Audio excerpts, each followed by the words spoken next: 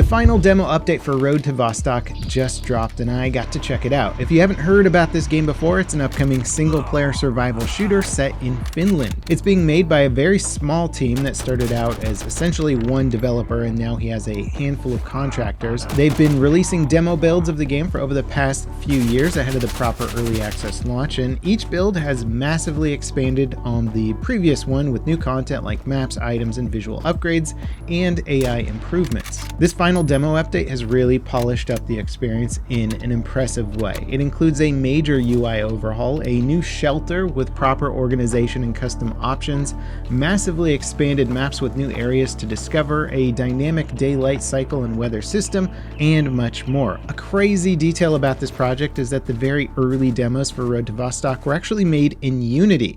However, when Unity decided to torch its reputation by attempting to change per install runtime fees, tons of indie devs like Road to Vostok jumped ship to alternative game engines. And for Vostok, the dev switched to Godot, which was pretty monumental for the time because there's basically no notable shooters being made on Godot, and this being one of the first meant that they had to really develop a lot of the tech needed to make it work, and that is no small feat. And while they did the engine swap in record time, it was clear initially that the switch caused some downgrades, and one of the bigger downgrades that I saw immediately was the scale and complexity of the maps. However, each update since the game switched engines has improved on this aspect, but it wasn't until the latest build that I think they've sort of exceeded the original Unity demo feeling or look. Until now, and even with the original Unity version of the game, the maps felt more like playgrounds and sandboxes with clearly defined edges as opposed to locations that you could explore. But the expanded maps in this latest build really do feel like those locations instead of these artificially created environments. The terrain is much more varied, the playable areas are way bigger, and the paths that you're meant to go down feel way less obvious. A good example is this minefield area. The previous build I played had a minefield location that was basically a strip of open space with mines sandwiched by a bit of forest on either side. But the latest build massively expanded this area, turning it into a sprawling forested field with varied terrain, multiple paths, and more, and the same is true for most of the other locations. What used to be a smallish area, sparsely decorated and laid out with very simple paths, are now much more fleshed out locations with more to discover and more challenging navigation. As for the moment-to-moment gameplay, this update includes stuff like individual magazines that you can manage in your inventory. The AI seem a bit more natural and random. In past builds, they felt like the enemies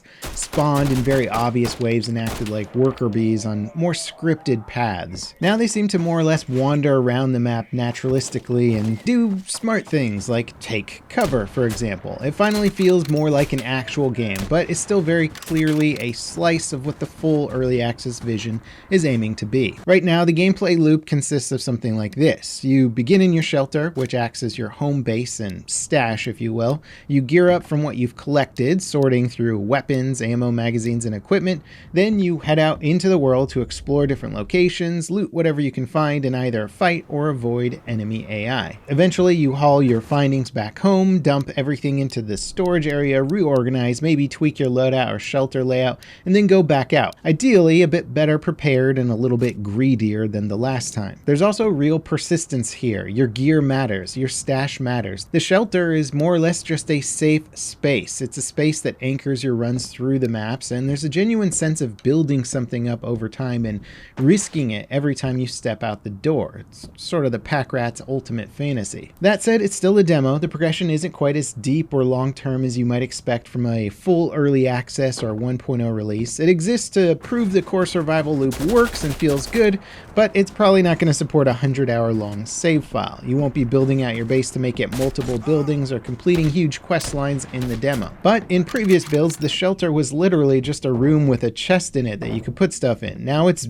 a genuine home that you can really change and interact with. I could always see the vision for the full game, but now it's starting to become a playable vision with bits and pieces of the final product actually being interactive. The demo is also genuinely challenging now. The AI in the latest demo build seemed to provide an actual challenge. They weren't just spawning in on a timer and randomly wandering around. They seemed like they were actively hunting me down and reacting accordingly when I engaged or got spotted by them. Before, they would just spot you from across the map and just beeline right for you. Now they take cover, flank and seem like they have more logical routines that a player might follow rather than just aimlessly wandering around. And along with the improved environments, this is really starting to build a lot of confidence for me in the final product. The whole time I was playing for this video, I felt like I was actually afraid for my life. And considering that's basically the goal of this game, is to make you fear and really consider every choice and tactical decision, I would say they have absolutely accomplished that. Now they just gotta finish building the game around it. A bigger story and built-in narrative could absolutely build on the gameplay to make the world feel even more alive, but those elements are going to be fleshed out in the early access period,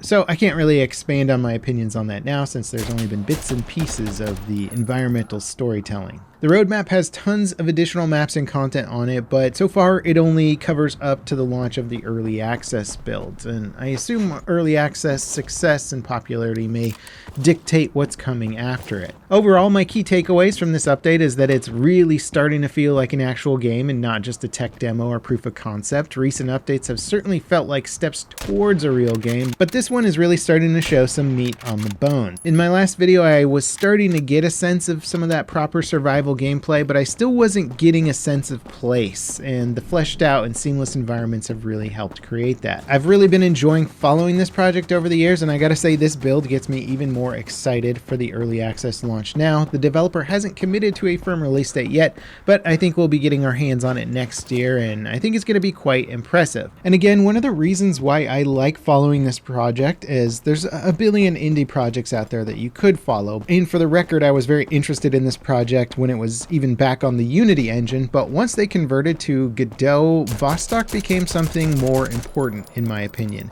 It became a game that was saying, hey, remember that free-to-use game engine? Free-to-use tools are so important in the world of indie game development. If we're all using paid game engines, there's a little bit too much power focused on the companies that own those engines.